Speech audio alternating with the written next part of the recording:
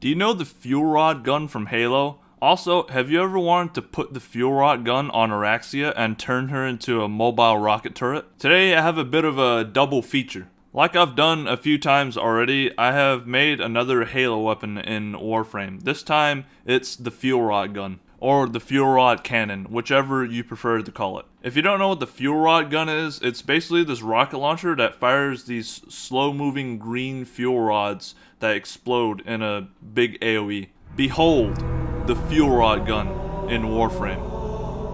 I did the best that I could. I can't really change the shape of the weapon, but I think I did pretty good with the colors at least. If you're an AoE weapon enthusiast, you can tell what this weapon is already.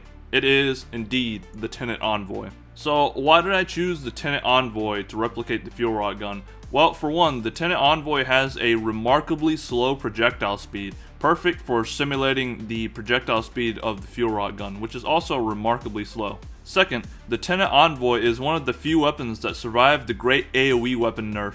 That basically means you can run it without energized munitions and not run out of ammo. So, now that we have the fuel rod gun from Halo, we can put it on Oraxia and turn her into a mobile rocket turret.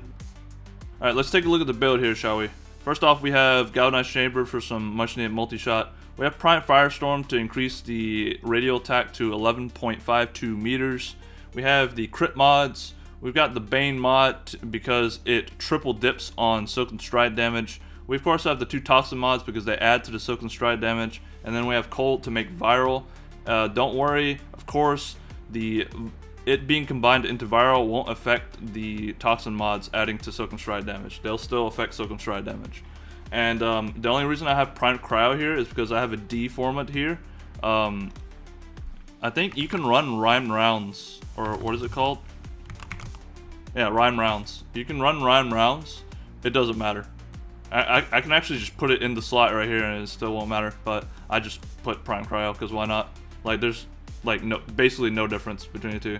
And then the Arcane, Prime and Merciless. You can run Primary Blight if you want, but you need a source of base damage, and I don't have space for that, so this is where my base damage is coming from. And then I have Ammo Drum for the Exilus. This will give you a maximum ammo capacity of 30. It's normally 16, so it basically doubles the maximum ammo capacity. Pretty useful for when you're sitting on a wall and you don't want to pick up ammo. This will allow you to sit on walls for longer. But you'll eventually have to go pick up ammo anyway. This just extends, you know, the time that you can just sit on walls, which is the whole point of this build. So yeah. Alright, let's spawn in the Corrupted Heavy Gooners and do a little wall latch. And let me just fire one rocket. You can see one rocket is basically enough to kill an entire pack of enemies. It's a little bit ridiculous. I didn't shoot it centered, so that's why there was like one straggler. Let me see. Let me see if I can kill them all in one shot.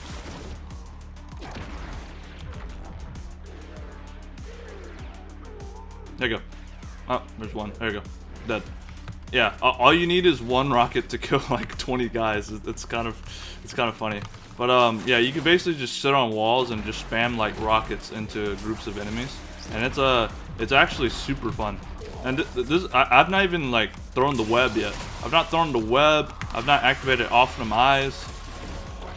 With this stuff, boom, like that. It's just over. It's over. It's over instantly. Like, this is so strong and it's so fun, it's kind of ridiculous.